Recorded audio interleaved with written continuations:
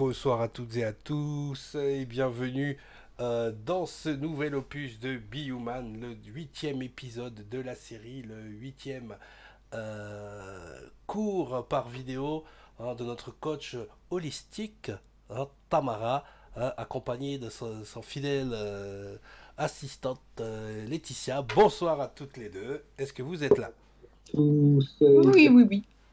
Oui, oui, oui, oui. Laetitia, je sais pas si Tamara, Tamara elle a l'air. Alors, je vais partager l'écran. Mais Tamara, elle a pas l'air Allô, Tamara, es-tu là? Ah, ça y est, elle a démuté. C'est bon? T'es avec nous? Tamara? Elle nous entend pas. Toi, Non. Laetitia, tu m'entends? Oui, oui, oui, oui, oui. Tu peux lui envoyer un petit message pour lui dire qu'on est à l'antenne? Haut-parleur désactivé chez Tamara. Allô, allô? Alors, attends, attends.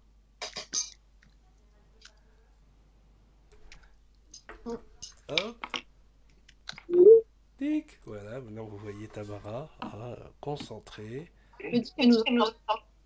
Tu nous entends, Tamara? Ça y est, je vous entends. Ah ouais, ben voilà, ben ça fait juste 2 minutes qu'on parle tous les deux dans le vent, hein. Ok. J'ai raté quoi? Bah rien. Ouais, que t'avais Bah, l'air concentré. ouais, j'étais. Attends. Mais c'était bien, ça y est, ça y est.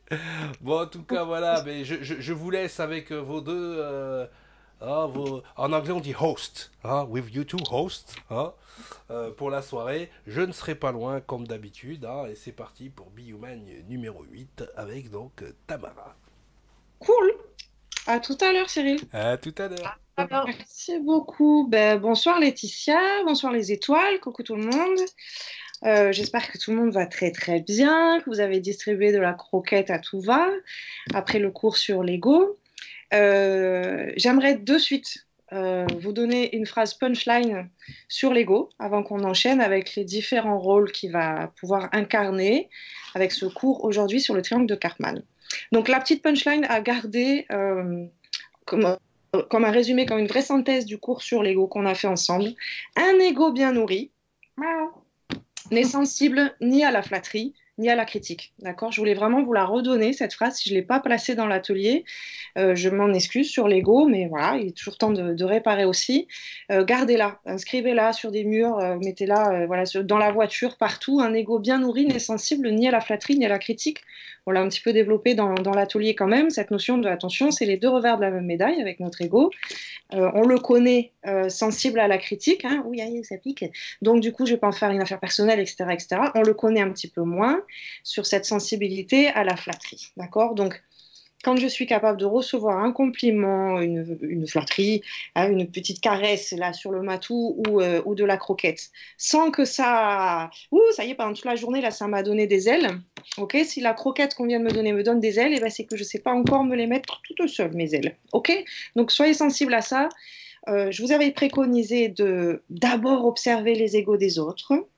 D'accord. J'espère que ces 3 semaines ont été prolifiques et que vous avez pu pratiquer cette observation des égos. Et évidemment, on fera un petit retour sur Zoom. Ça y est, on commence à avoir un peu de la maîtrise avec cet outil-là aussi pour nos feedbacks, qui sera vraiment consacré. Et j'y tiens que à l'ego. La dernière fois, on a un petit peu débriefé le mental. On a rajouté quelques touches sur l'ego qui n'étaient pas présentes dans l'atelier. Mais je tiens vraiment à ce que vous me fassiez vos retours sur ce que vous avez pu observer sur les égos, les mécanismes et comment ça réagit quand je donne de la croquette, etc. Voilà, voilà. C'était OK pour toi, Letty, cette semaine sur l'ego? nickel, la croquette, en veux-tu, en voilà. Tu es habitué à la croquette, à donner des croquettes. Non, c'est vrai. C'était pas nouveau pour toi. Ok, alors on enchaîne. Donc, je trouvais intéressant, à la suite de ce cours sur l'ego, de vous présenter un outil qui est assez connu dans le milieu psy, de plus en plus qui est présent dans l'inconscient collectif à travers ces mots, le sauveur, le bourreau ou le persécuteur et la victime. On en entend de plus en plus parler, donc c'est très bien. C'est-à-dire que ce sont des notions de psy qui montent un petit peu à la surface, qui se démocratisent, on va dire. C'est plus coincé dans les tiroirs des psys. Et là, on a quand même des exemples très précis de quels sont les rôles que mon ego peut jouer sans que je m'en rende compte. Donc vraiment des rôles inconscients à travers ce qu'on appelle le triangle de Karpman. Alors non, c'est pas Cartman, c'est Karpman, c'est pas le même. C'est pas le même. Non, c'est pas le même. Il est un peu plus Cartman,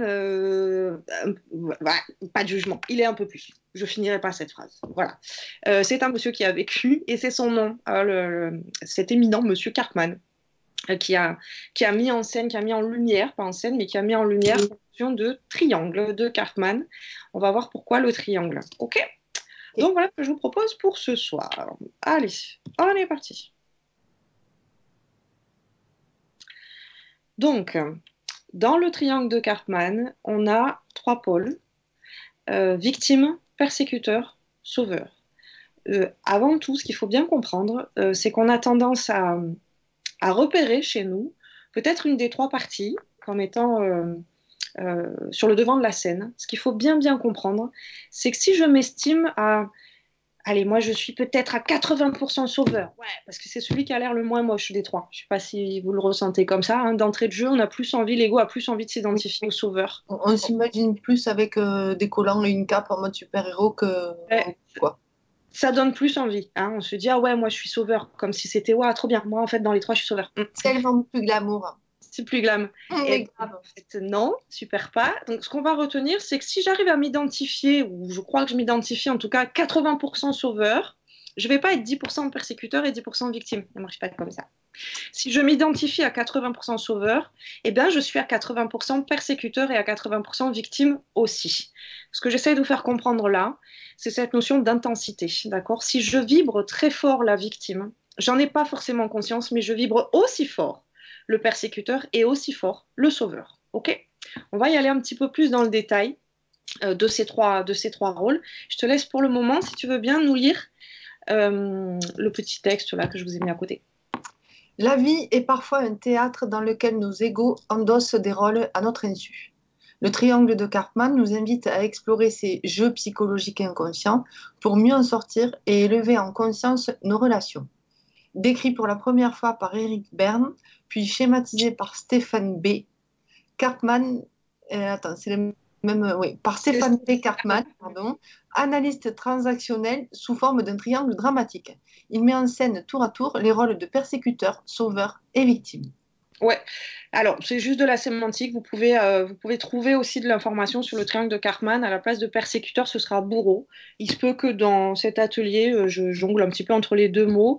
Honnêtement, quand moi j'ai appris ces concepts-là, je parlais du bourreau. Donc c'est possible que dans l'atelier, vous ayez bourreau à la place de persécuteur. Vous m'en voudrez pas, c'est le même bonhomme. Hein. C'est le même personnage. D'accord ? Ouais. Ce qu'on retient là, c'est jeu psychologique inconscient. Ce sont des jeux psychologiques inconscients. Jeux, pourquoi ? Vous allez voir, on va le dérouler pendant cet atelier parce que finalement, je m'enferme dans des rôles et je crois que j'ai plus le choix de le jouer comme ça. C'est presque comme au théâtre. C'est vraiment très parlant cette notion-là. Ce sont des jeux psychologiques inconscients. L'idée, c'est ce que je vous marquais, ce que je vous propose. On va sortir du triangle de Karpman, d'accord ? Donc, ni l'un ni l'autre, en fait. Ni victime, ni persécuteur, ni sauveur. L'idée, c'est de sortir de ces jeux de rôle inconscients, de ces transactions, de ces schémas transactionnels, pour élever en conscience nos relations et enfin se proposer de la relation d'humain à humain saine. Alors attends, il y a Benjamin qui nous dit « Ces jeux psychologiques peuvent être joués en conscience par certains quand même. » Oui, quand même, c'est vrai. Quand même. Oui, quand même, c'est vrai. C'est vrai de le souligner.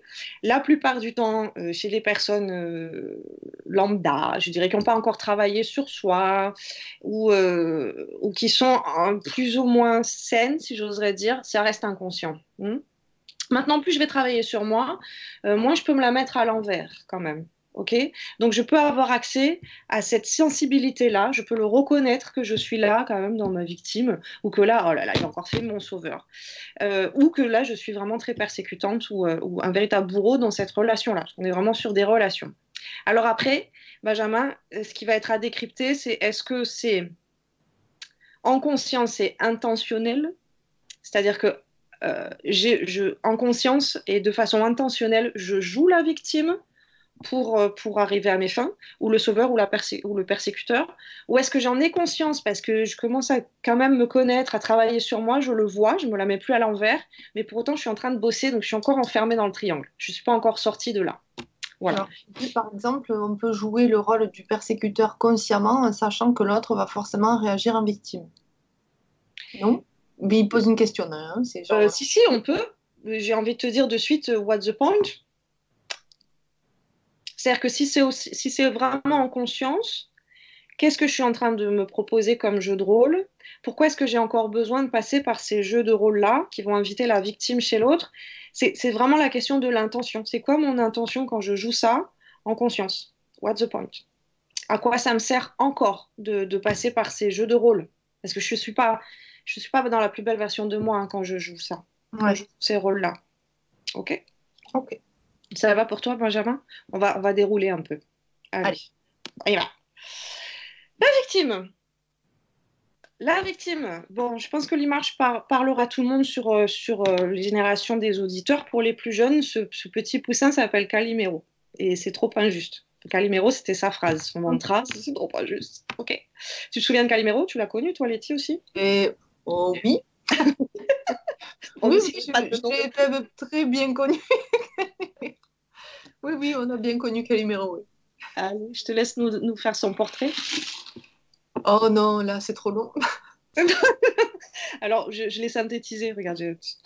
Merci. C'est un rôle qui attirera le comportement d'un sauveur qui voudra lui venir en aide et celui d'un persécuteur qui voudra le persécuter afin de satisfaire ses pulsions agressives. Bichette. Pardon. Pas de jugement. Pomme Z. La victime se méconnaît elle-même. Elle se considère soit comme quelqu'un qui mérite d'être rabaissé, soit comme quelqu'un qui a besoin d'assistance. La victime, une fois persécutée, peut néanmoins être soumise, moi, enfant soumis négatif en analyse transactionnelle, ou se rebeller, moi, enfant rebelle négatif en analyse transactionnelle. Ouais. Je l'ai pas compris, là, les deux dernières phrases, moi. Bon, alors ça, c'est pour ceux qui auraient déjà des notions en analyse transactionnelle, ok? C'est un petit peu plus pointu, c'est-à-dire que le triangle de Karpman, il est issu de l'analyse transactionnelle. J'ai essayé là, moi, de vous le présenter de façon soft, mais on peut aller beaucoup plus en profondeur sur ces différents profils. C'est que des étiquettes, les gens. C'est que des étiquettes. On vient de faire le cours sur l'ego. L'ego adore, ça vous le saviez déjà, rentrer dans des cases, placer des étiquettes. Bon, là, c'est juste des étiquettes. Retenez, dans la victime, d'accord? Ben, là où j'ai mis des petites étoiles. Donc, si j'ai ça dans ma vibration, même si j'en ai pas conscience, est-ce que c'est OK quand je vous le dis comme ça, si je suis victime dans ma vibration et que j'en ai pas forcément conscience, puisque ce sont des jeux psychologiques inconscients, je m'en rends pas compte. Mais du coup, je vais m'attirer à moi. Et dans les relations, on a souvent cette notion, des gens qui viennent en travail, en séance, me dire, ah, je me suis encore attirée à le même profil. C'est ça qui se passe. C'est de ça dont on parle. On est vraiment au cœur des relations humaines là. Donc, si je suis victime, je vais m'attirer quelqu'un qui va vouloir me sauver ou quelqu'un qui a envie de ronger son os. Hein, parce que je dégage la victime un peu comme quelqu'un qui a peur devant le chien, quoi. Le chien, il va aller vers celui qui a peur, il va pas aller vers celui qui est OK. Hein. D'accord, donc ça pue la victime, là, au niveau des phéromones, là, ça sent la victime, ok? Donc je vais m'attirer forcément, parce que vous allez voir, avec Karpman, c'est vraiment un triangle qui est fermé, donc chaque rôle invite les deux autres, hein. C'est ce que je vais mettre en lumière, là, avec ces présentations de chaque personnage, ok? D'accord. Elle se méconnaît d'elle-même, bah oui, c'est-à-dire que le plus gros du travail, c'est justement de faire passer l'information du statut d'inconscient au conscient. Et évidemment, entre les deux, on a souvent l'ego, mais c'est pas le seul, qui vient nous mettre des bâtons dans les roues parce qu'on a du mal à le voir, d'accord? Sur nous-mêmes, hein, on a du mal à reconnaître ces différentes vibrations chez nous. On les voit plus facilement chez les autres. Souvenez-vous, on est sur une extension du cours sur l'ego. Donc là, c'est pareil. Je vais vous demander à la fin du cours d'aller l'observer chez les gens. Hein, si là, cette phrase, cette attitude, ce comportement, mais même au niveau du non-verbal, est-ce que là, je suis face à un persécuteur, un sauveur ou une victime? Même au niveau du corps, hein, ça peut se décrypter cette information. Ouais. Donc, si je me connais moi-même en tant que victime, je peux estimer que je mérite d'être rabaissée. Je ne suis pas valable. Donc c'est normal que je m'attire des bourreaux. Si moi, mon regard sur moi-même, souvenez-vous de Prière pour l'amour de soi de Don Miguel Ruiz, qu'on est en train d'infuser là au fil de vos lectures, d'accord? Bon, normalement, ça vient un petit peu colmater ces brèches-là, la prière de l'amour de soi. Si c'est pas du tout travaillé, je peux avoir une mauvaise estime de moi, un mauvais jugement, hein, si on n'a pas travaillé sur notre petit juge, etc. Et du coup, c'est bien normal qu'on me donne des claques ou qu'on me donne des punchs ou qu'on soit dur avec moi. Normal, parce que je mérite ça. On a du coup la notion de l'enfant là, qui attend son prof, qui attend son père, qui attend sa mère, qui va le recadrer. Parce que moi-même, je ne suis pas encore assez. Je suis pas encore assez. Mm. Donc forcément, les gens qui sont autour, inconsciemment, je vais les placer dans le rôle de ceux qui vont me recadrer. Ça va? Donc Oui. je m'attire ça. Hein. Ou alors évidemment, ce qui est beaucoup plus flagrant, comme quelqu'un qui a besoin d'assistance. Hein. Donc je vais me sentir seule au monde, parce que personne ne se rend compte à quel point, bon sang, bon sang, bon sang, bon sang, je suis une âme perdue, je suis à sauver, quoi. Mm. D'accord? Et c'est un cercle vicieux hein, dans la victime. Hein. Tellement. Hein ouais, qu'est-ce qu'on pourrait dire pour l'illustrer ce cercle vicieux, à quel point je suis en train de chercher des exemples qui puissent parler à tout le monde. Eh ben, donc forcément, quand il t'arrive le moindre pépin, tu te dis, ah, bah, de toute façon, avec la chance que j'ai, ou ce genre de phrase-là, peut-être. Oui, ouais. J'essayais de vraiment mettre en lumière la notion de cascade qu'on a dans chacun des trois rôles. Hein. C'est-à-dire que dès que je suis installée dans le rôle de la victime, et ben poum, en cascade, je vais me vibrer de plus en plus victime, persécuteur, pareil. Sauf que c'est plus vers le... Hein, ça prend encore plus de place. Et le sauveur, qui est un petit peu plus flou, surtout pour nous qui sommes en formation ou qui avons une sensibilité de thérapeute ou d'altruiste ou de personnes sensibles en conscience, on est quand même très nombreux, je parle pour ceux qui suivent la formation en tout cas, mais sur la planète aussi, à être venus un petit peu pour aider quand même. Un petit peu pour aider. Donc avec un peu cette vibration de oh non, quand même, les humains ils sont trop cons là, on va venir les aider, on va leur apporter notre lumière, notre savoir-être, notre savoir-faire, parce que là vraiment, ça se roule dans la boue quoi. Hein, on fait encore caca là où on mange, donc il y a des soucis quand même sur cette planète. Donc on est quand même nombreux à être venus avec, et oui, et le premier élan de oh non, les pauvres, on va les aider. On va en revenir un peu plus en profondeur sur cette notion de sauveur, avec cette petite particularité. Ça va là-dessus? Ça va. Donc sur ces deux phrases qui t'embêtaient, ben, elles sont en parenthèse, tu les laisses en parenthèse, c'est vraiment pour les personnes qui ont... parenthèse surtout qui m'a qui perdu. t'embêtaient. Hein.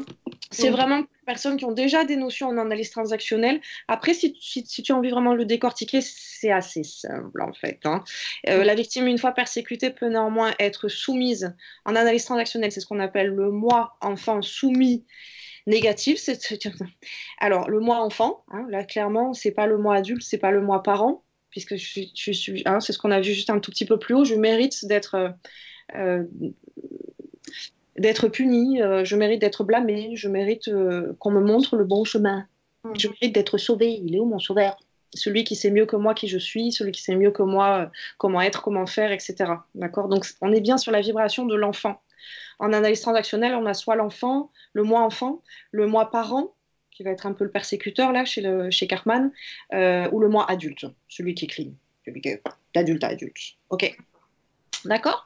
Être soumis ou se rebeller, d'accord. Donc être soumis, bah, c'est ce que tu disais, ah, bah, ça c'est tout à fait moi, de toute façon, avec la chance que j'ai, ça n'arrive qu'à moi, blablabla. Ok. Ou se rebeller, oh, c'est vraiment pas juste quand même. Moi quand même, là, franchement, non, c'est pas juste. Ouais. Tu vois, Calimero. Il se rebelle, mais ça sert à rien. Enfin, concrètement, il va pas transcender pour autant. Il est que dans la lamentation, il se plaint beaucoup. Hein. Donc, celui qui est soumis, c'est normal pour lui. Donc, il s'en plaint moins ou différemment. C'est pas la même corde de l'arc. Que celui qui se rebelle, il y a une petite pointe de colère en plus. Oui. La soumission, on a plus de la tristesse, de l'apitoiement. Le monde est tellement lourd, c'est tellement... Alors que le rebelle, c'est pas juste, quand même, je mérite pas. Ça va? C'est plus clair. C'est plus clair. Alors, on continue. Je vous ai gardé le même code couleur que sur la toute première vidéo, la toute première image, pendant tout le déroulé de cet atelier. Donc ça, c'est vraiment du langage pour l'inconscient. On va se familiariser avec ces codes couleurs. La victime sera en vert, le persécuteur en rouge et le sauveur en bleu. Ok, donc volontairement, je vous ai mis poum, poum, poum, ces mots-là qui reviennent à chaque fois, pour que vous puissiez identifier, d'accord, de qui on parle. Ça va? Tu te sens de nous lire ce long Ça y est, pour la victime? je suis prête. Allez, go. Alors, la victime se sent inférieure à l'autre, entre parenthèses enfant, plus fragile, plus démunie, moins, voire pas responsable, moins légitime, moins compétent, malchanceux, et va s'attirer un sauveur. Se sent en droit de adolescent à la quête de reconnaissance, de justice, de légitimité, d'autorisation, de limites, etc. et va s'attirer un persécuteur. C'est ce qu'on disait juste un peu plus haut. Tu vois, ce qui te faisait tiquer un petit peu avec cette notion d'enfant. Bon, bah là, on te l'a décrit encore un peu plus en précision. La victime va être soit enfant, soit ado. Mais en tout cas, donc l'ado qui se rebelle, tout à l'heure, avec ce mot rébellion. En tout cas, je ne suis pas arrivée au stade d'adulte. D'accord.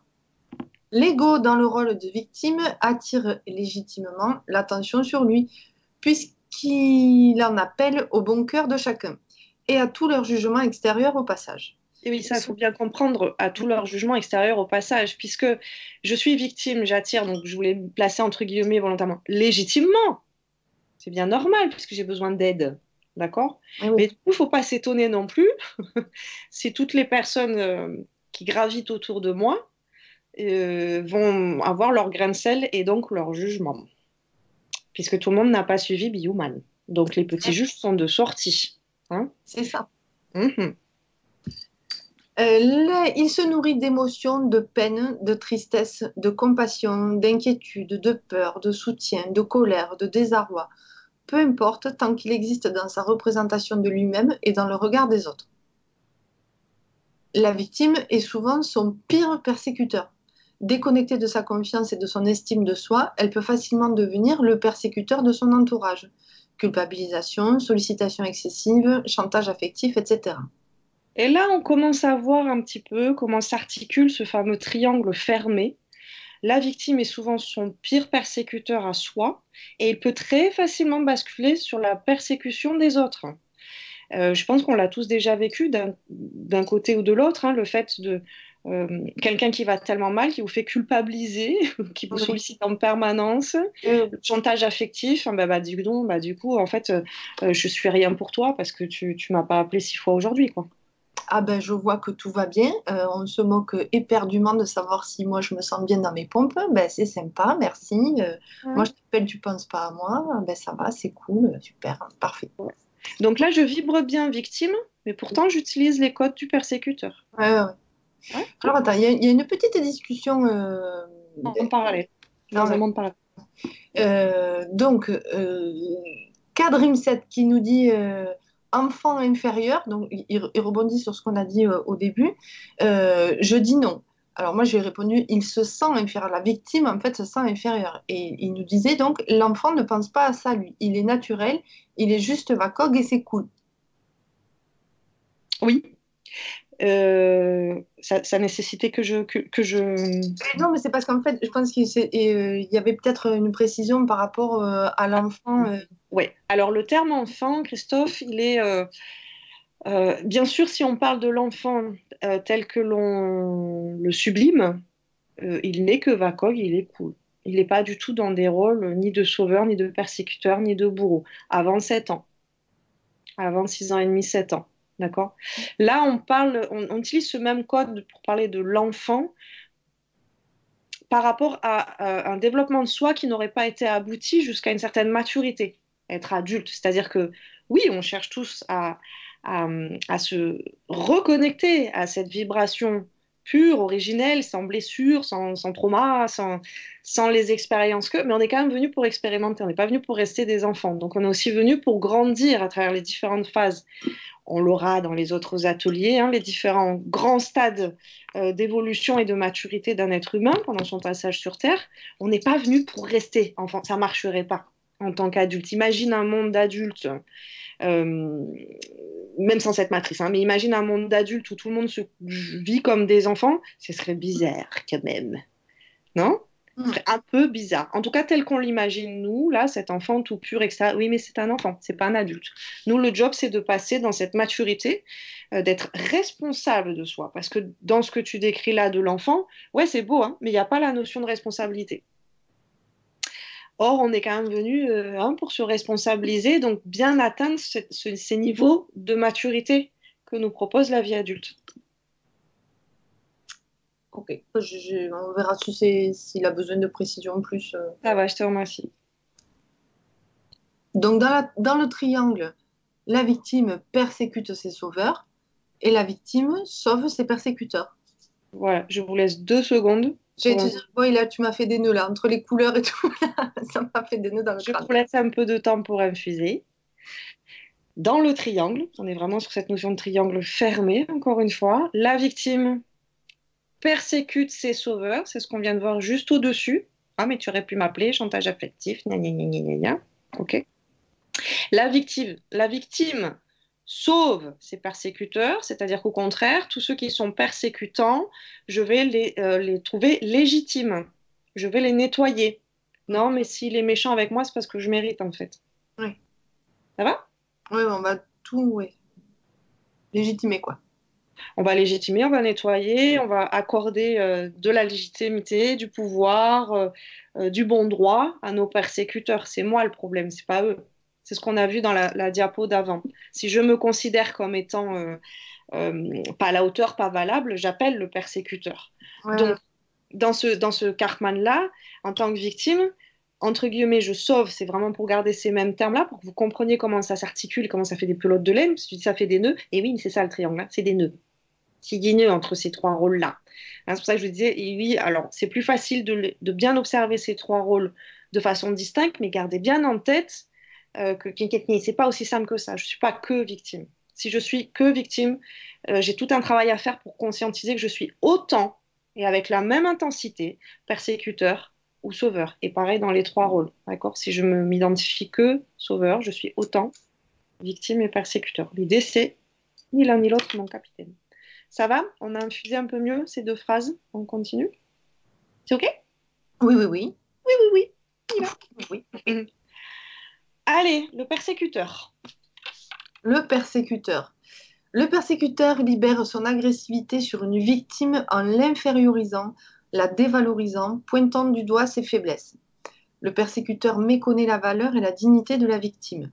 Il correspond à l'état du moi par an, contrôlant négatif en analyse transactionnelle. Ouais. Bon, l'image parle d'elle-même. Oui, c'est un beau bourreau. Hein, c'est un beau bourreau. Oui. On a beaucoup parlé de cette vibration de persécuteur avec les pervers narcissiques, par exemple. Ne venez pas me parler de pervers narcissiques en séance parce que je vous envoie dans la salle d'attente. J'en peux plus de cette appellation. Mais on a beaucoup parlé de cette vibration de persécuteur à travers le pervers narcissique. Alors, bon, je ne veux pas transformer Bioman en cours de psycho, mais sachez que en psycho, on a plein de catégories, de sous-catégories, de sous-catégories. Le pervers fait partie d'une des sous-catégories de ce qu'en analyse transactionnelle, on appelle le persécuteur. C'est la même branche, c'est la même veine. D'accord? Ok? Allez, on reprend nos codes couleurs. Voilà, moi, j'ai rien à l'écran. Ah, ça y est. Le persécuteur se sent supérieur à l'autre, parent contrôlant négatif, plus responsable, légitime, compétent, méritant, et va s'attirer la victime. Le persécuteur se sent en droit de, adolescent, à la quête de reconnaissance, de justice, de légitimité, d'autorisation, de limites, etc. et va s'attirer un sauveur auquel se confronter. Est-ce que c'est clair là, sur ces pelotes de laine? D'accord? Donc on a vu tout à l'heure, en tant que victime, quelles sont les 2 vibes différentes qui vont m'attirer, soit un persécuteur, soit un sauveur. Là, en tant que persécuteur, on est en train de voir les 2 vibes différentes, un petit peu plus en subtilité, qui vont m'attirer soit une victime, soit un sauveur. Est-ce que là, c'est OK? Oui. Sur la victime, c'est peut-être assez OK. Hein, donc, c'est vraiment je suis plus responsable, je sais mieux que toi. Donc il va falloir que je te prenne en charge, que je t'éduque, que je t'apprenne. Oui, que je te montre comment le faire. Ouais, OK. Ou le persécuteur, et là c'est un petit peu plus subtil, il se sent en droit d'eux, on fait toujours référence à cette notion de l'adolescent, d'accord? Il va être en quête de reconnaissance, de justice, légitimité, blablabla, de limites, et donc il va s'attirer un sauveur auquel se confronter. Le mot confronter, là, il est vraiment important. C'est-à-dire que quand on est sur la vibration du persécuteur ado, je cherche un parent, d'accord? Toujours, donc à travers le sauveur, euh, un peu comme l'ado qui va chercher à se faire les dents par rapport à ses parents. Il a besoin de cette confrontation, Ouais. mais il n'a pas besoin de sa confrontation avec son petit frère. Il a besoin de sa confrontation avec son père. On est là-dedans. D'accord. Hein, voyez-le comme ça, le persécuteur. Soit il va s'attirer plus faible que lui, juste pour sentir son pouvoir, etc. Soit il va chercher quelqu'un qui l'estime inconsciemment comme étant un modèle, Mhm. et auquel cas, il va falloir qu'il se confronte à ce modèle pour, comme dirait Freud, tuer le père. D'accord. Ok. L'ego. Ouais, Dans le rôle... L'ego dans le rôle de persécuteur attire facilement l'attention sur lui puisque son manque de bon cœur intrigue et fait peur. Il se nourrit d'émotions, de puissance, de justicier, d'inquiétude, de peur, de soumission, de légitimité, de reconnaissance. Peu importe tant qu'il existe dans sa représentation de lui-même, dans sa représentation de lui-même et dans le regard des autres. Le persécuteur est souvent sa pire victime.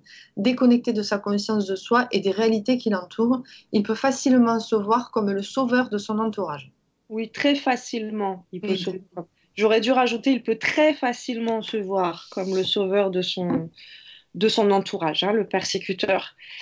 Je dirais même, il peut tellement se voir comme ça. Oui, mais pour lui, bien sûr, quoi. C'est comment ferait le monde sans lui, en fait. S'il n'était pas là, ça serait le chaos, ça serait l'anarchie. Heureusement qu'il est là, hein.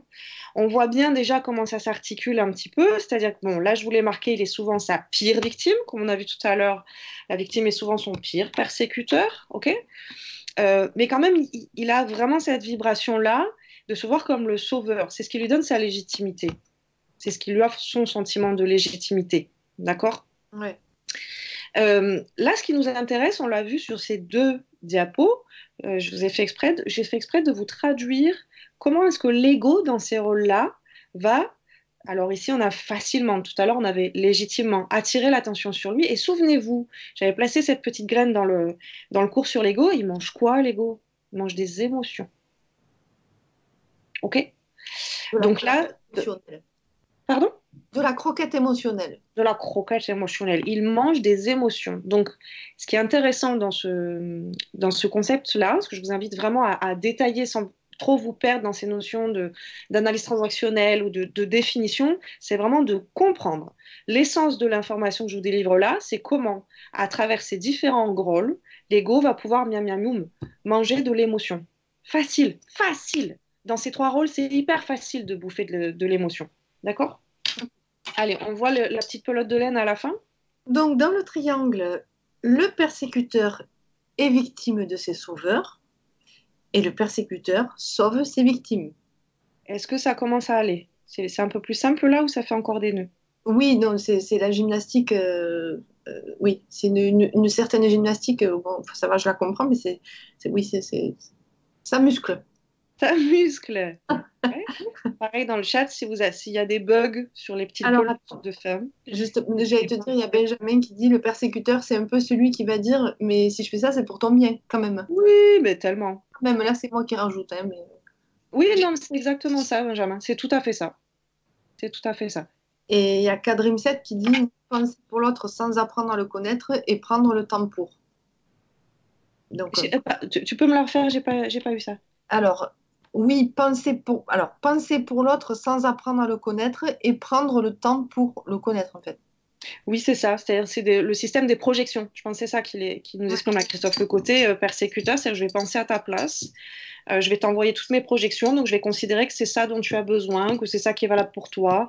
Vous vous souvenez, on l'a vu aussi, cette petite phrase, ah bah, si c'était moi, je ferais comme ci ou comme ça. Ah bah, du coup, là, je ne demande même pas l'avis de l'autre. Je fais déjà à sa place, comme ci, comme ça, où je lui indique qu'il n'y a que comme ça que ça va aller, et que tant que tu ne m'écoutes pas, tant que tu ne fais pas comme je te dis, bon sang de bon sang, faut pas te plaindre derrière.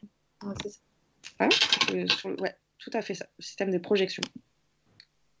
Allez, le sauveur. Bon, c'était très tentant de mettre... Alors, non, mais moi je dis, le mec qui met sa culotte par-dessus ses collants, déjà ça marche pas ça, hein. Pas crédible. Ouais. Non, c'est vrai, on met pas la culotte par-dessus, mais à la limite, de toi à moi, je préfère qu'il la mette par-dessus, sa culotte Superman, plutôt que pas du tout. Avec la combi, ça serait un peu chiant. Hein. Pas très pratique. Bref. Elle est quand même très moulante, sa combinaison. Donc, tu peux même compter ses côtes, là, tu vois, donc bon. Oui. Donc oui, c'était très tentant, hein. Pour les petites images, on met des gros clichés, d'accord, sur le sauveur. L'inconscient, il imprègne bien, ok? Donc le sauveur prend sa légitimité lorsqu'il trouve une victime à sauver de l'agression d'un persécuteur.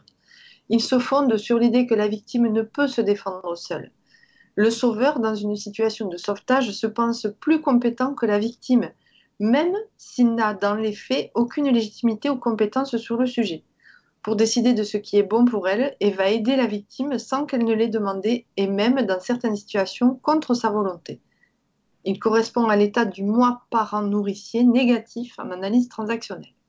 Ouais, ça va? C'est fluide là? Oui. Oui, de toute façon, c'est un petit peu plus détaillé derrière, mais là, ce qu'on va retenir, c'est vraiment, pour ceux qui auraient un petit peu du mal à voir, mais c'est quoi qui est pas bon dans le fait d'être sauveur? Déjà, on infantilise, on part du principe, hein, au niveau de l'ego, c'est pas très joli, hein, c'est-à-dire qu'on part du principe qu'on est mieux qualifié, plus compétent, plus expérimenté, plus fort que la personne qu'on a en face de nous. Pas très joli. Non, ouais. Hein, au niveau de l'ego, déjà, là, quand on nous le présente comme ça, c'est ah mince, c'est ça que je fais, oh là là, au secours. Bon, on va se détacher un peu de cette vibration-là, d'accord? Donc, je vais infantiliser en sauvant pour cette partie-là, mais vous l'avez déjà compris certainement, je peux vite basculer dans le côté persécuteur ou bourreau aussi, hein, puisque ce qu'on vous dit à la suite, là, c'est dans certaines situations, je peux même absolument vouloir le sauver, pardon, contre sa volonté à lui, hein, sans qu'il m'a rien demandé. Ça, c'est un des grands classiques, le sauveur, il sauve sans qu'on lui demande rien. Part du principe que. Alors le sauveur perçoit la victime en chacun. Ah, tu m'as fait un truc. Excusez-moi, oui, pardon. Je te persécute. Je suis tellement victime de la technologie, c'est pas possible. Le sauveur perçoit la victime en chacun. Il intervient à partir d'une position supérieure. La victime a besoin d'être sauvée car elle n'en a pas les possibilités. Le persécuteur a besoin d'être sauvé car il est sa propre victime. Les autres sauveurs ont besoin d'être sauvés car ils sont victimes et bourreaux d'eux-mêmes. Ouais. Non, mais ça, c'est le sauveur. Ça, c'est toute personne qui a le sauveur un peu sur le devant de la scène va pouvoir se reconnaître un peu là-dedans. Et ben ouais, en fait, il faut que je sauve tout le monde. Il faut que je sauve le monde entier, d'ailleurs. Ils ont tous besoin d'aide. Je suis missionnée, ben oui. L'ego dans le rôle de sauveur attire légitimement l'attention sur lui puisqu'il témoigne de son bon cœur. Il se nourrit d'émotions de gratitude, de valorisation, de puissance, de justicier, de compassion, de légitimité, de reconnaissance, d'estime de soi, peu importe tant qu'il existe dans sa représentation de lui-même et dans le regard des autres. D'ailleurs, on retrouve un peu ça, enfin, justicier, tout ça, on le retrouvait aussi dans le persécuteur, quoi. En fait, Ils sont tous très liés, les trois, hein. C'est simplement des subtilités dans la vibration. À chaque fois, vous l'avez remarqué, j'utilise la même fin de phrase, peu importe, tant qu'il existe dans sa représentation de lui-même, et dans le regard des autres. Mais finalement, les différentes émotions que j'ai essayé de vous décrypter là, eh ben, ça dépend envers quoi, d'accord? Donc, de la gratitude, de la valorisation, oui, mais aussi de la puissance quand je me transforme un petit peu en persécuteur, ouais. De la compassion, de la légitimité quand je suis face à des victimes. Donc, les trois hein, se gravitent autour de la même marmite émotionnelle. J'essaye simplement de vous de séparer les différentes vibes là, dans cette marmite pour que vous puissiez plus facilement reconnaître quand il y a cette émotion qui me traverse. Oula, mon ego, il a pris quel rôle là? Il est qui? Il a besoin d'être qui? Ouais. Benjamin qui dit le sauveur peut être amené à péter la bulle de la victime et ainsi devenir persécuteur à son tour. Voilà, Tout à fait. Tout à fait. Le sauveur est souvent son pire persécuteur. Déconnecté de son amour de soi et de ses besoins, il peut facilement devenir le persécuteur de son entourage. Infantilisation, attente, chantage affectif, positionnement parental, etc. Dans le triangle, le sauveur est victime de ses persécuteurs. Le sauveur persécute ses victimes. Ça va? Là, c'est les squats du cerveau. Tes deux petites phrases à la fin. Ouais, pardon pour ça. Mais c'est vraiment important que vous compreniez à quel point ces trois rôles sont totalement imbriqués les uns dans les autres. Et qu'on a trop facile à dire, ah ben là, moi je suis sauveur, moi je suis victime. Non, mais les trois, mon capitaine. Tu peux pas être l'un sans être les deux autres. C'est vraiment ça qui est important de comprendre dans ce pétard de triangle-là. C'est que je peux pas être l'un sans être les deux autres. Donc, si je me vois dans l'un, le travail que j'ai à faire, c'est d'aller chercher en quoi, avec qui, dans quelle relation, dans quelles circonstances, dans quelle...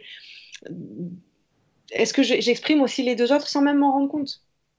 Mais j'étais en train de me dire, ça lisse un petit peu, je trouve, de réaliser qu'on a les trois rôles en même temps, en fait. Parce que enfin, là, pour le coup, je parle pour moi, mais ça a pu m'arriver de me sentir super victime et de me dire, ah, ben, dis donc, en fait, oui, si tu étais victime, j'étais un peu ça aussi, quoi, tu vois. Ouf. Bon, alors, tempère ton excitation là avec ton côté victime et redescends un peu ce côté-là et vois un petit peu les autres, quoi. Oui, oui, non, c'est Et oui, pas hein. Alors, pareil sur le sauveur, on peut s'y arrêter 2 secondes sur cette notion de déconnecter de son amour de soi. Ben oui, le sauveur, il est persuadé de se sacrifier. C'est bien comme ça qu'il devient victime, d'ailleurs. grave. Hein, c'est parce qu'après, avec tout ce qu'il fait pour les autres, il fait passer les autres avant lui. Il est persuadé que c'est beau, waouh, c'est beau, c'est de l'altruisme. Je vais vous offrir une jolie expression très du Sud, alors ça va plaire dans le chat, c'est rends service à Bertrand, il te le rend en cagant. Voilà, ça c'est c'est cadeau. Est-ce qu'ils vont comprendre ce que ça veut dire Kagan? Bah, il te le rend en faisant caca. Donc forcément, si tu te sens sauveur et que tu dis, tu rends compte, j'ai rendu tellement service à Bertrand, qu'est-ce qu'il m'a rendu là? Un beau caca, sympa quoi. Ouais. Ouais, on bascule vite en victime, quoi. On bascule vite en victime tant qu'on n'a pas travaillé la formation Biyuban euh, et tant qu'on a encore des attentes et qu'on n'a pas conscience que bah, c'est que des rôles en fait. Et que si je m'enlève ce rôle-là, je vais m'attarder un peu sur le sauveur parce que j'en ai beaucoup, hein, des sauveurs. Euh, si je m'enlève ce rôle de la bonne copine, de celle qu'on peut appeler pour faire tous les déménagements de la planète, de celle qui va de toute façon se mettre en quatre pour que la soirée de ce soir soit parfaite, avec les bons petits plats, les machins, celle qui à l'école va être... je dis elle, c'est la personne, c'est pas la femme, hein, d'accord? Donc cette personne aussi qui va être super papa gâteau et qui va, dès qu'il y a une sortie à l'école, ouais, vous pouvez compter sur moi, je suis là, ok? On en a beaucoup de ces rôles-là. Bon, si j'enlève ce rôle comme un espèce de déguisement que je porte là, qu'est-ce qui reste de moi? Là, vous allez capter vraiment à quel point c'est que l'ego qui se nourrit de ça. Ouais. C'est vraiment cette phrase-là, hein, peu importe, tant que j'existe dans ma représentation de moi-même et dans le regard des autres. Et dès que je ne joue plus ces rôles-là, l'ego, il est en mode oh, du coup, plus personne qui me regarde. En fait, je deviens juste un humain. Je sais plus, j'ai plus ces étiquettes, j'ai plus ce costume-là, ce déguisement de carnaval. Parce que c'est du carnaval, c'est de la représentation. C'est pas ce que l'on est naturellement, ou en tout cas, c'est totalement distordu par l'ego. Ouais. Ok. On continue. Bon, ben voilà ce qui nous intéresse maintenant. Sortir de ce triangle. Ça va sur les présentations. Oui, c'est OK, hein, s'il y a quoi que ce soit, vous m'envoyez des petites choses. Allez, on sort de Cartman maintenant. C'est ça qui nous intéresse. Je ne suis plus victime. Je ne mérite pas d'être rabaissée. Consciemment et ou inconsciemment, en dévalorisation de soi, la victime entretient une basse estime d'elle-même et se laisse facilement être critiquée, jugée, rabaissée, humiliée, arnaquée, manipulée, etc. Je n'ai pas besoin d'assistance. Souvent insidieusement et rarement clairement exprimée, la victime laisse entendre qu'elle a besoin d'aide et interpellera consciemment et ou inconsciemment le sentiment de culpabilité ou de pitié chez son interlocuteur. Je ne suis pas innocent. Dans ses nombreuses lamentations, la victime exprime un sentiment d'injustice face à ce qui lui arrive. Sentiment d'injustice nourri par celui de ne pas avoir mérité cela et d'être innocent, irréprochable. Ah oui, c'est vrai qu'on a oublié cette partie-là, peut-être dans la présentation de la victime. Mais alors, c'est un ange, hein. La victime, c'est vraiment, ben, c'est ça, c'est Calimero. C'est trop injuste. Les autres sont trop méchants. Ils voient pas à quel point moi, je suis une belle personne. Ouais. Alors moi j'ai une petite question, du coup, tu vois, ça m'intrigue là. Je n'ai pas besoin d'assistance. Euh, je sais pas j'ai pas les bons mots dans l'ordre là. Mais du coup, je me dis, il faudrait pas se transformer en après soit super fort, tu vois. On a fait Ok, la dernière fois le super. super fort. Ouais, je te remercie. Parfait, parfait, parfait. J'ai pas besoin d'aide, je voudrais pas dire, je veux pas faire ma victime. Alors du coup, je demande jamais d'aide. Comment? Oui, alors je vais te l'illustrer par un exemple parfait. Enfin, parfait la question, l'exemple sera à vous d'en juger. Ok, je suis en soirée, j'ai un petit peu trop bu. Donc, je sais que là, il vaut mieux pas que je conduise pour rentrer chez moi. D'accord? Et je vais faire le tour de la soirée en disant, ah, je suis vraiment emmerdée parce que là, il faudrait que je rentre chez moi, mais j'ai trop bu. Et je vais aller te voir, et je vais aller voir tout le monde, et je vais raconter, je vais me lamenter en disant, oh là là, j'ai pas de chance parce que j'ai trop bu, je peux pas rentrer chez moi. Je suis pas en train d'exprimer quoi que ce soit, hein. J'ai pas demandé quelque chose. Ouais. Je réveille le sauveur ou le bourreau. C'est-à-dire que soit je vais m'attirer du, bah, t'avais qu'à pas boire autant, on va dormir, arrête de nous faire chier, d'accord, le bourreau, ou le sauveur, mais si tu veux, je te ramène. J'ai rien demandé, hein. Je me suis Ouais. juste lamentée. Ok? Donc, comment sortir du rôle de victime et devenir responsable? C'est quoi mon besoin? J'ai besoin d'être raccompagnée chez moi. Donc, plutôt que d'aller faire le tour de la soirée et de me lamenter, hein, de dire, j'ai besoin d'être accompagnée. Est-ce que c'est dans tes capacités? Tu peux me ramener chez moi ce soir ou pas? Ça D'accord. va? Donc, je vais pas être le soi fort. Je vais connecter avec mon besoin refoulé à ce moment-là. Ok? C'est-à-dire que là, plutôt que de dire ah là là, j'ai pas de chance parce que machin, je suis pas autonome, je peux pas machin, je donne cet exemple. Un autre exemple, je peux arriver chez toi, c'est canicule, en disant oh là là, qu'est-ce que j'ai soif. Je t'ai rien demandé à ce moment-là. J'ai juste exprimé que j'avais soif. Si moi, je suis pas capable de connecter avec le besoin qui est le Mm. mien, j'ai besoin d'être hydraté. J'ai besoin d'un grand verre d'eau. D'accord? En étant responsable, je vais aller vers toi en te disant, oula, qu'est-ce que j'ai soif? Est-ce que je peux me servir un verre d'eau? Je me nourris. Je réponds à mes besoins. J'attends pas de toi que tu me plaignes ou que tu me dises, ah, t'as soif, tu veux un verre d'eau? Ça va? D'accord, ok, voilà, ça, oui. Ouais? Oui, oui, oui, ça Il n'est m'a pas fait un question drôle de de dire, tête, du coup, de me dire, oh, punaise, hmm. on demande, ouais, ok. Non, c'est une très bonne question. Ça me permet d'être beaucoup plus précise là-dedans. Mais je crois que sur la fin de l'atelier, il me semble qu'on est déjà en train de connecter un petit peu avec les besoins qui arrivent dans le niveau 2. Ah non, ils arrivent en 10. Et c'est le dernier cours de ce niveau. Ça va là-dessus? Alors, moi, il y a une remarque que j'aurais bien aimé avoir dans le chat. Il n'y a rien qui vous choque là-dedans? Alors, tu sais, il y a un léger décalage, donc là, ils vont pas pouvoir te répondre tout de suite, tout de suite. Bon, je te mets à l'épreuve alors. Il n'y Ah a rien oui, qui vous choque? Mhm. bah si, ça m'a choqué, je te l'ai dit. Ah, du coup, j'étais Ouais. un peu keblo là-dessus quand j'ai lu la suite, mais Bon, à ce niveau-là de la formation, il y a un autre truc que j'aurais bien aimé, parce que j'aime bien vous mettre des trucs, que j'aurais bien aimé qu'il soit relevé. Non? Ça vient toujours pas dans le chat. Ok, les premières phrases sont toutes à la forme négative. ah oui, d'accord. Ah bah oui. Je ne mérite pas d'être rabaissé, je n'ai pas besoin d'assistance, je ne suis pas innocent. Qu'est-ce qu'on a appris sur l'inconscient? Moi, Oui, j'espère. donc, il n'entend pas ça. Ouais. Comment ça se fait que, coquinette que je suis, je vous les ai placés en négatif? Oui, dis donc, oui. Ben oui, quand même, parce que je ne vais pas tout faire à votre place. Voilà, ok. J'aurais bien aimé. Mais c'est vrai qu'il y a ce décalage dans le chat. J'aurais bien aimé qu'on me dise, quand même, je mérite pas d'être rabaissé. Est-ce qu'on pourrait pas plus le dire? Euh, je suis conscient de ma valeur. Je suis un être de valeur. Hmm.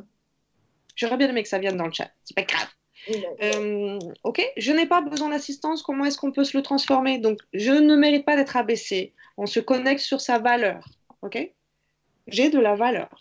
Je ouais, suis ouais, un être de valeur. Je n'ai pas besoin d'assistance. Je suis un être responsable. ouais, voilà. Je suis responsable de Ah, moi, avant tout. là, à un moment donné, il y a Christophe qui a dit, a-t-on besoin d'être toujours responsable? Alors, c'était pas là tout de suite, c'était un petit peu avant, là, mais D'accord? Oui. et il me semble. En fait, c'est même pas qu'on a besoin, c'est qu'on a grand intérêt. Mais j'entends qu'il doit y avoir des subtilités dans ta question, Christophe. Donc, si tu veux nous donner ce à quoi tu pensais, qui peut se déresponsabiliser. Mais enfin, si je prends juste la grande étiquette, c'est un gros oui. Oui. Un gros oui. Je suis pas innocente. Comment est-ce qu'on peut se le traduire de façon propre pour notre inconscient? Ben, j'ai envie de dire, moi justement, que je suis responsable, non? Ouais, j'ai ma part de responsabilité. Ouais. J'ai ma part de responsabilité. Là, on est vraiment, même si je m'attire un bourreau, etc., etc., j'ai ma part de responsabilité. C'est-à-dire que je n'ai pas exprimé mes besoins. D'accord? Ça peut pas être aussi tranché que ça. Hein. C'est pas eux qui sont tous des méchants et moi qui suis Blanche Colombe parfaitement innocente. C'est pas possible. C'est pas possible. Il y a forcément des aspects de moi que j'ai pas encore vus. Hmm. Ok? D'accord, ouais, ouais, là, ça va, c'est clair.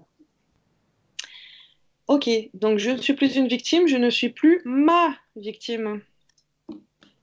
Au lieu de chercher à susciter la culpabilité ou la pitié chez les autres, comme vis-à-vis de moi-même, je revalorise mon estime de moi en reconnaissant mes belles qualités et en les témoignant à mes proches.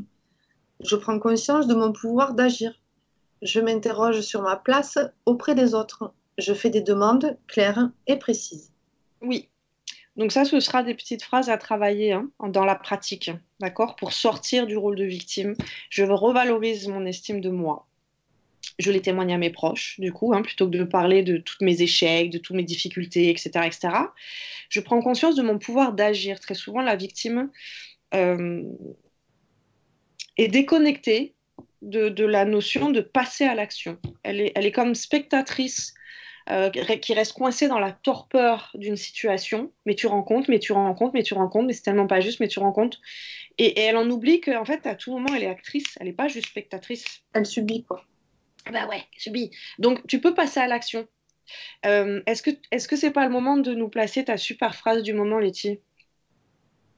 Alors, ma super phrase du moment, c'est laquelle? Parce que je n'ai plein, mais celle à laquelle je pense, là, c'est donne-moi la force d'accepter ce qui ne peut être changé. C'est C'était celle-là? pas celle-là. C'était pas celle-là, le légèreté amour de moi. C'était pas celle-là non plus. Ok. Non, il y en a une dont tu me parles souvent en ce moment où c'est bah, aux mêmes actions, les mêmes réactions. Ah oui, mêmes actions, même résultat, mais avec la subtilité de je suis libre de mes actions. Oui. Hein, c'est ça. Bon. Oui, Donc, celle-là, si je elle continue à ne est pas dans ma faire. salle à manger, oui, j'avoue. Ouais.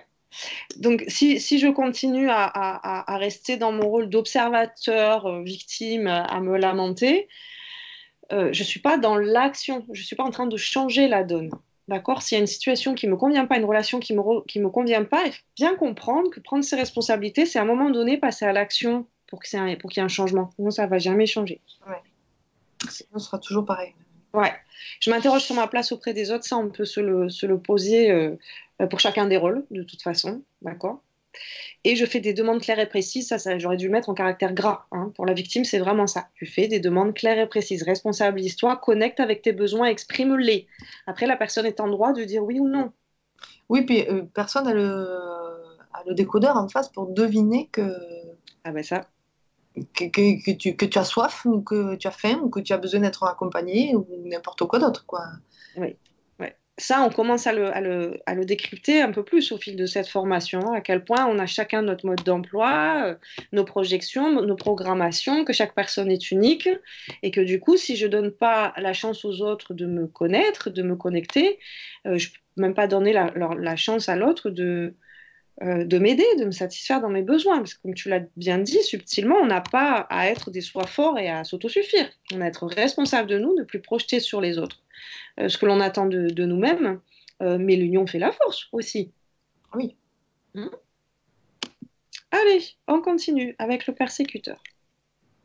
Je ne suis plus persécuteur.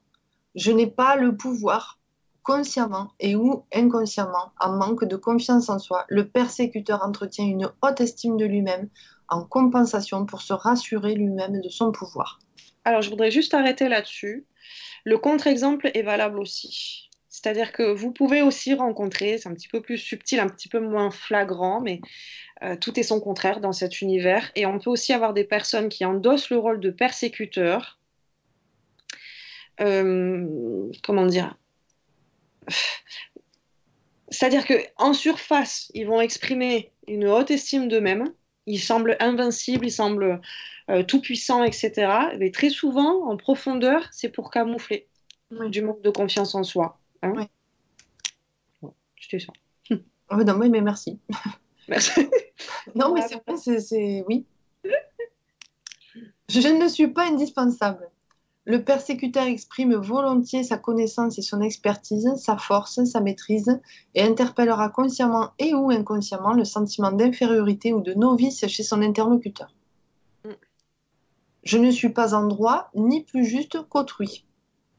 Dans ses revendications, le persécuteur exprime un sentiment de devoir et ou de justice, nourri par celui d'être dans son droit. Ça va? C'est ce qu'on a vu un tout petit peu plus haut, hein, sur le rôle du persécuteur, sur ce dernier point-là. Puisqu'il n'y a personne qui s'en occupe, hein, si j'étais pas là, le monde irait mal, Ouais. ou je le fais pour ton bien, etc., etc. Donc je ne suis pas plus en droit ou pas plus juste, surtout pas que la personne elle-même. Pas que la personne elle-même. Occupe-toi de toi. En gros, le persécuteur, on a envie de lui dire ça. Peux t'occuper de tes fesses, s'il te plaît? Charité bien ordonnée commence par soi-même. Ouais, j'adore. Je ne suis plus mon persécuteur. Oui, donc alors chacun se remettra ses phrases dans le bon sens. Sur les trois, vous l'avez. Après, bon, c'est vrai que je me rends compte par écrit, ça donne pas la même chose que quand je le fais en live. Les gens que j'accompagne me connaissent là-dessus. Où j'aime bien faire des petits tests sur ce qu'on a vu déjà au début. Voyons voir si vous buvez les paroles comme si c'était les sacro-saintes paroles ou si vous avez ce discernement de dire non, mais là. Donc j'aime bien faire des contre-exemples ou faire des petits tests. Bon, là, je me rends compte dans l'expérience que ça marche en cabinet, mais par écrit, non, ça fait pareil. Voilà, mais j'apprends. Donc, ce sera l'exercice de chacun. Ben non, à la limite, j'aurais dû les mettre en caractère gras. Peut-être qu'il y aurait eu de la réaction. Tu vas me dire, mais quand même, il y avait un truc qui était bizarre, je voulais te le dire. Bon, autorisez-vous. Moi, je suis comment dire, je suis là pour vous tester un petit peu aussi. Hein, donc, le job, justement, je ne me place pas comme celle qui sait, qui vous apprend. Je me suis Tu ne suffisamment. utilises pas, quoi. Ben non, j'aimerais que pas, en tout cas. Donc oui, certes, je vous délivre ces informations-là, je vous les partage, mais je les vis en même temps que vous, hein, tout le temps, tout le temps, tout le temps. Et c'est des choses que vous travaillerez, ça, je l'ai suffisamment dit dans la formation. Même dans 10 ans, vous pourrez encore retravailler dessus. Hein. Il y a personne qui est abouti. Sur tout ce qu'on voit sur Bioman, je crois que personne ne peut prétendre être abouti là-dessus. D'accord? Ok. On est d'égal à égal. On est tous dans le même... dans ce même bazar qui est un corps humain. Avec ces mêmes différents petits personnages et quelle chance merveilleuse au cours d'une vie d'en avoir conscience et d'y travailler hein, pour laisser plus de place à cette version plus haute.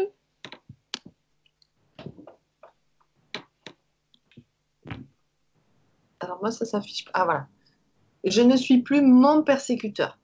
Au lieu de chercher à susciter la culpabilité ou la crainte chez les autres comme pour moi-même. Je relativise mes exigences. Je me questionne sur mon humilité et ma bienveillance. Je m'interroge sur ma place auprès des autres. Je fais des demandes claires et précises. Ouais, le persécuteur, il peut aussi avoir cette tendance de ne pas formuler ce qu'il attend de l'autre. C'est pas tant les demandes, c'est les attentes. Hein, on peut corriger là d'ailleurs, hein, clairement. C'est-à-dire c'est pas tant les demandes qui doivent être claires et précises à la part du persécuteur, c'est les attentes. Au moins la personne qui est en face a plus facile à se positionner en disant bah écoute, t'attends ça de moi, mais ça t'appartient. Hein. Moi, c'est pas mes codes, hein. Puis je me le souhaite même pas de devenir ce que tu veux de moi là. Donc c'est les attentes qu'il a plus à exprimer, le persécuteur. Hein, ce qui lui crée cette espèce de foyer, parfois de colère, où justement on peut monter dans le rayon du persécuteur sur des sphères très blessantes, très humiliantes pour les autres. C'est parce qu'il attend de l'autre quelque chose. Certaines valeurs, certains codes, et que tant que l'autre n'exprime pas ces valeurs-là, que d'ailleurs très bien souvent, il sait les attendre de lui-même, ça vous l'avez compris quand même. Hein. Hein, il projette, ce qu'on a dit tout à l'heure, le persécuteur, il projette. Ouais. Donc, tant qu'il ne voit pas chez l'autre l'être parfait, ça ne va pas. Et comme évidemment c'est chez lui que ça se passe, ça n'ira jamais. Ouais. Je suis mon sauveur à moi, moi. Je me sauve moi. Donc, je reconnais le besoin exprimé par mon ego dans l'acte de sauver. J'explore et exprime mes attentes conscientes et inconscientes envers l'autre. Je me place au premier plan. Je ne donne pas ce que l'on ne m'a pas demandé. Je ne donne pas ce que je n'ai pas et ou que je ne m'offre pas. Ouais, ça, c'est vraiment important pour sortir de ce rôle de sauveur, d'accord? De se placer au premier plan, entendez-le de la bonne manière, c'est-à-dire j'arrête de me sacrifier. J'arrête de faire passer les autres malgré tout l'amour que je peux avoir pour eux, toute la compassion, toute l'empathie. Tant qu'on ne m'a pas explicitement verbalisé quelque chose, d'accord? Je suis ma priorité. Virgule et je peux aussi travailler sur mon sauveur en refusant, en disant non. C'est-à-dire que la personne peut m'avoir exprimé clairement sa demande. Chez les sauveurs, ça vibre culpabilité de dire non, je vais l'abandonner en route, ça se fait pas quand même, on va croire que je l'aime plus, que je l'aime pas au moins, ou que je suis vraiment pas une bonne copine, ou pas une bonne femme, ou pas un bon prof, ou pas n'importe quoi, ok? D'accord? Donc se placer au premier plan, c'est vraiment apprendre à écouter. Est-ce que ça me coûte ou pas? Est-ce que là, je suis vraiment dans la joie que de répondre à cette demande dans la joie? J'insiste sur ce mot-là, hein, ça peut vous sembler high level, mais est-ce que je suis vraiment dans la joie d'offrir, de donner mon temps, mon attention, mon écoute, mes muscles, ma sueur, ma fatigue, ce que vous voulez? Si je suis dans cette joie-là de partager, de communier avec l'autre, alors c'est OK.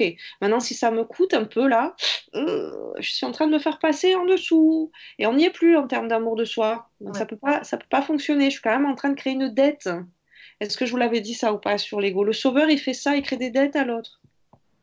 Sous prétexte d'altruisme et de générosité, euh, on tardera pas à dire quand même tout ce que j'ai fait pour cette personne. Ouais, ouais, Je reprends toujours l'exemple du déménagement, mais ça parle à tout le monde. ouais. Ouais, d'accord. Moi, j'étais là au taquet avec les pizzas, les machins, les trucs. Maintenant que c'est moi qui ai besoin d'aide, elle n'est pas là. OK? Donc, si ça me coûte d'une manière ou d'une autre, soyez sûr que je suis en train de créer une dette à l'autre. Hein, sous couvert de générosité, d'altruisme, de disponibilité, je sais pas, de ce que vous voulez, hein, de comment vous reconnaissez dans le rôle de sauveur. Je ne donne pas à l'autre ce qu'on m'a pas demandé, c'est essentiel. Comme je vous l'ai dit, même avec le verre d'eau. Oh là là, j'ai soif. À la limite, ce que vous pouvez proposer, c'est tu as besoin de quelque chose. Vous invitez à l'autre à connecter avec ses besoins. Mm. Tu as besoin de quelque chose. Ne prononcez pas la phrase est-ce que je peux t'être utile? Est-ce que je peux t'aider? Non, alors c'est déjà le sauveur là. Chut. Hey, couchez le sauveur. Reconnecte l'autre avec ses besoins. Tu aurais besoin de quelque chose? Oui, j'aurais grand besoin d'un verre d'eau. On avance, on avance. La personne n'a toujours pas demandé. Oui, vous voyez comment ça se joue, Cartman? Ce sont des jeux de rôle. Ok, on est enfermé dans ces jeux de rôle-là, totalement inconsciemment. Et la dernière phrase est importante, je ne donne pas ce que moi je n'ai pas ou ce que je ne m'offre pas. Donc si je m'offre énormément de... euh, Si je donne énormément de temps, par exemple, alors que je m'en offre pas à moi-même, oui, j'allais partir moi sur des choses encore plus subtiles. Je vais offrir, ça je le vois souvent, je vais offrir beaucoup de compassion aux autres personnes et je suis la première à avoir du mal à m'en offrir à moi-même. Et bien là encore, je suis en train de créer des dettes. Ça va pas. Je suis encore en train de me sacrifier. Cette petite phrase qui dit comment ça déjà, aide-moi, qu'il faut s'aimer soi pour pouvoir aimer les autres. Il n'y a pas oui, un dicton, un petit capello. ça va venir. Non, pour être bien avec soi, faut être bien avec, pour être bien avec les autres, faut être bien avec soi, ou un truc comme ça. Ouais, des choses dans cette idée-là. Mais je crois qu'il y avait un truc vraiment sur l'amour en plus. Hein, tu peux pas aimer quelqu'un d'autre tant que tu t'aimes pas toi-même. Bon, Mm. la phrase, elle a l'air comme ça, très. Mais allez-y en profondeur, c'est vraiment ça hein, dont on est en train de parler. Je ne peux pas donner à l'autre ce que je ne sais pas m'offrir à moi. Si je ne sais pas me l'offrir, je le donne à l'autre. Non seulement je lui crée une dette, mais il y a de fortes chances pour que je rentre en plus dans une relation de codépendance. Je le donne à l'autre alors que je ne me le donne pas. euh, et j'espère en plus qu'il va me le rendre. Oui. Que pas joli. Vu comme ça, on comprend mieux que ah, c'est pour ça que ça marche pas facile les relations entre les hommes et les femmes, par exemple, dans les couples où ah ouais, ça s'éclaircit un peu, on voit mieux, hein, Un peu, ouais. le côté malsain. Ouais. Ben, je crois qu'on en a fini, on arrive au mémo. Donc, le triangle de Karpman, j'observe mes rôles inconscients, en quelle occasion, avec qui je me positionne, en victime ou en persécuteur ou en sauveur. Je reconnais mes seconds rôles, victime, de qui, quoi ai-je besoin d'être sauvé, de qui suis-je le persécuteur, de qui, quoi suis-je victime, qui, quoi ai-je besoin de sauver, et second rôle sauveur, de qui, quoi suis-je victime, de qui suis-je le persécuteur. Quelle chance d'en être à présent conscient. Mais oui. Ouais. Alors, donnez-moi 2 secondes parce que je sais que je suis en train d'oublier un truc. Donc, je vais aller chercher de l'aide. On attend, t'inquiète, il n'y a pas de souci. Alors, j'ai pas réussi du coup, moi, à suivre tout ce qui était dit dans le chat parce que je ne pouvais pas lire et transmettre en même temps, c'était compliqué. Alors, I got it. Ok, juste une image. Il y a un film qui s'appelle Oui, mais, qui est très vieux, qui est très carton-pâte, où Gérard Jugnot interprète le rôle d'un psychologue 2.0, c'est-à-dire qu'à l'époque où le film est sorti, le coaching n'existait pas. Donc on était encore sur le psy freudien, parlez-moi de votre enfance, etc. Il n'y avait pas encore les comportementalistes, c'était en train d'arriver en France.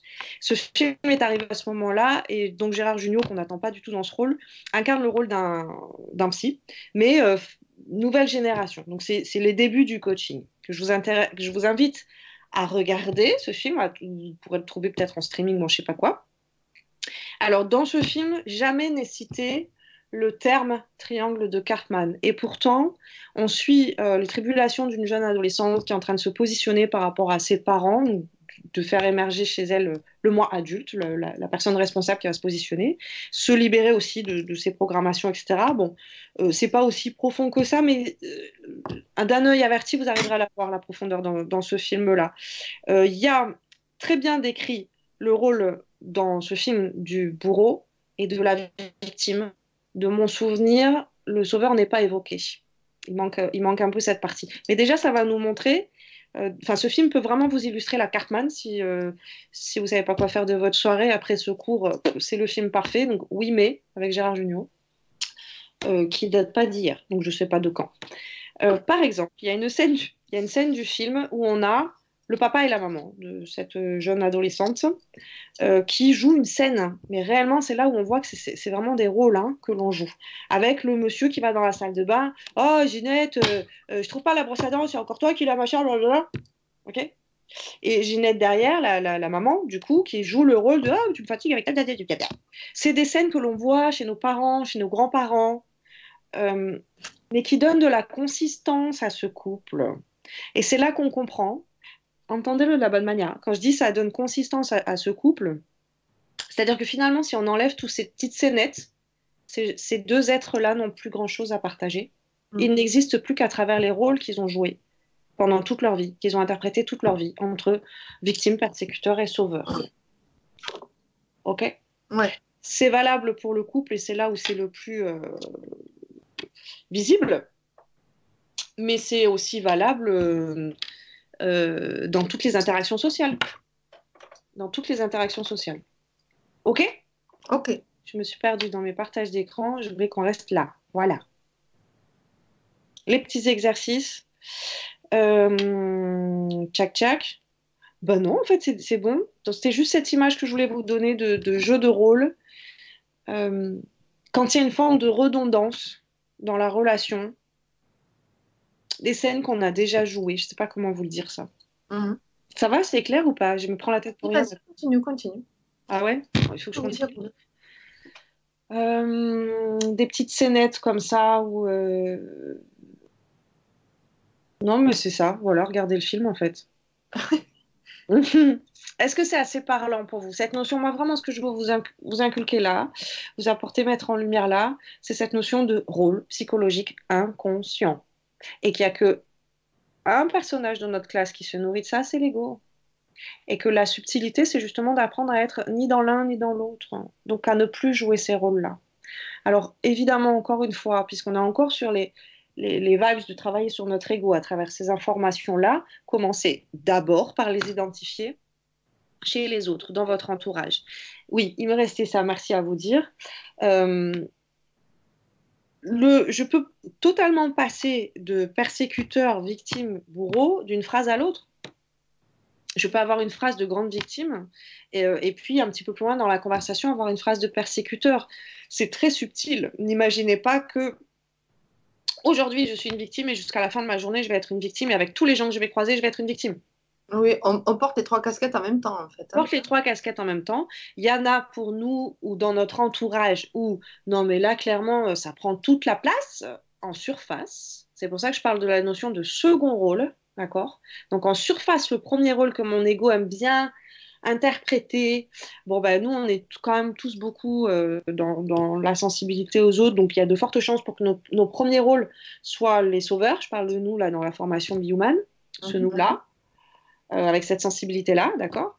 Donc il y a de grandes chances pour que le premier rôle qu'incarne notre ego, on aime bien, mais il s'en nourrisse beaucoup, c'est le sauveur.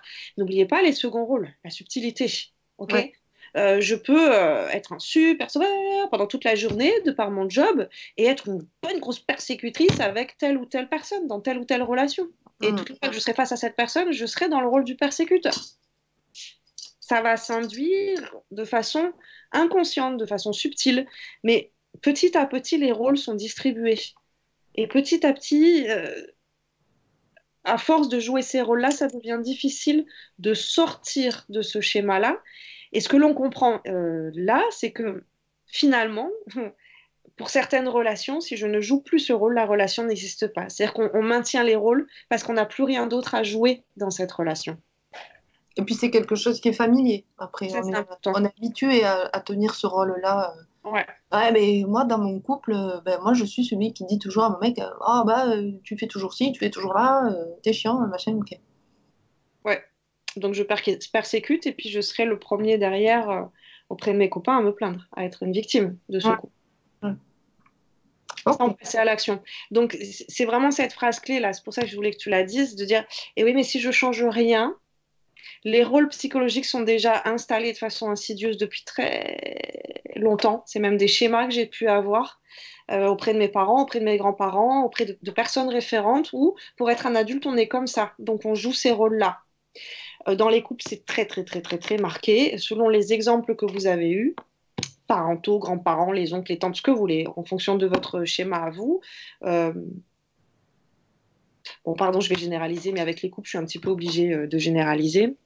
Il y a beaucoup de femmes, qui, pour incarner le rôle d'être la femme à la maison, sont juste mais chiantes, quoi, en fait. Il n'y a pas d'autre façon de le dire, d'accord? C'est en même temps la mère, c'est en même temps la maîtresse, tu vois, celle qui va dire à son mec, qui va infantiliser au maximum. Il y a beaucoup de femmes qui infantilisent énormément leurs hommes parce que c'est le schéma qu'elles ont de, pardon pour la vulgarité, je tiens les couilles de mon mec, je tiens ma maison. C'est moi qui tiens la barque.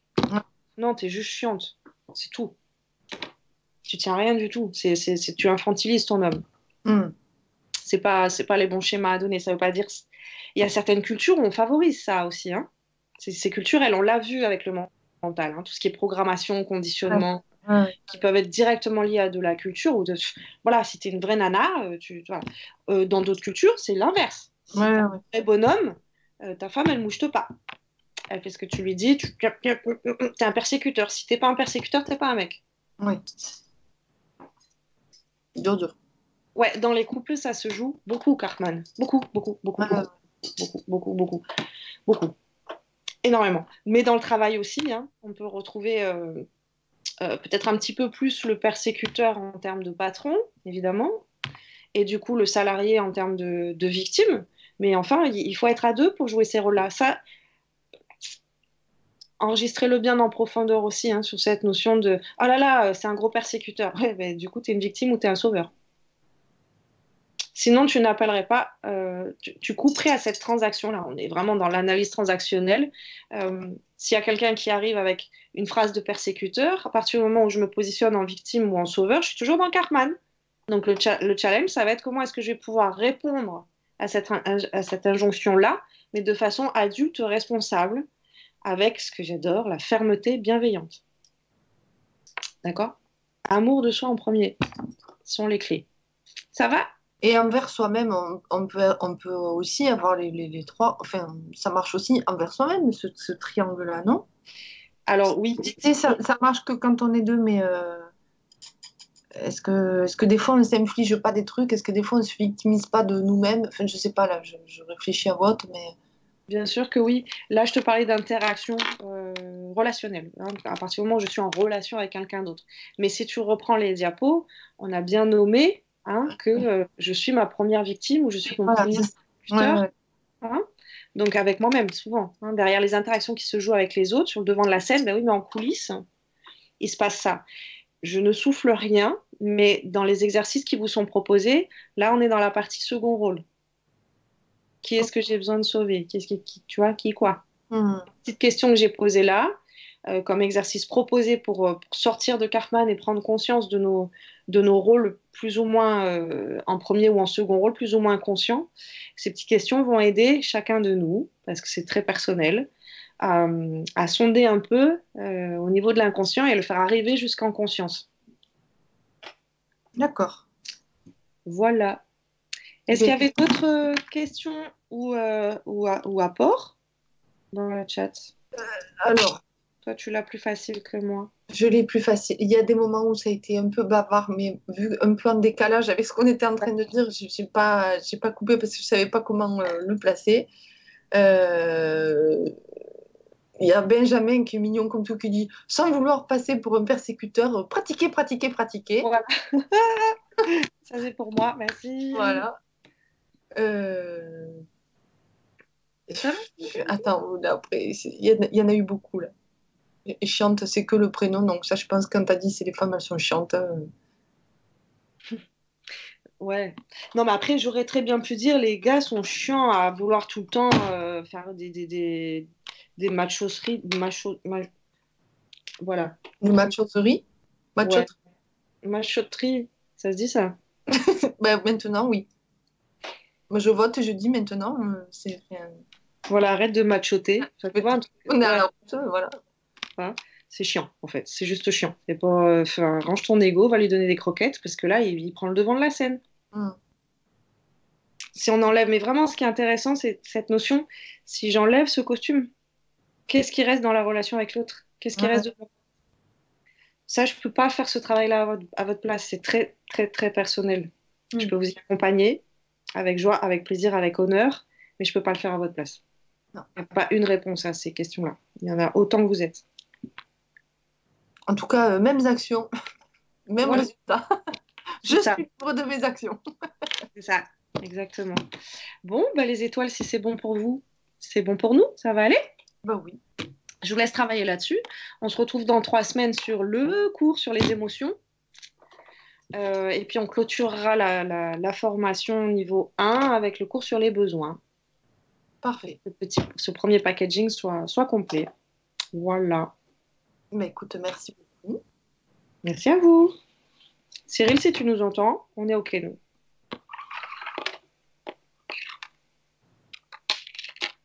Et il ne t'entend pas, a priori. Et le pauvre, il est malade comme tout. Il est malade comme tout. Alors, moi, je peux pas fermer, je peux pas couper. Donc la vidéo va continuer. Écoutez, je vais fermer le cabinet, je vais tout éteindre, on va s'en aller. Alors attends, il y a Benjamin qui dit quand les croquettes ne fonctionnent plus, essayez les gifles. Après, il précise qu'il rigole quand même. Oui. Il y a Kadrim7 qui dit et le côté féminin des mecs, ça existe? Oui, bien sûr. On en parlera hein, de cette notion d'énergie du féminin et d'énergie du masculin, pas en niveau 1, mais peut-être en 3. Je pense pas que ça rentre dans le 2.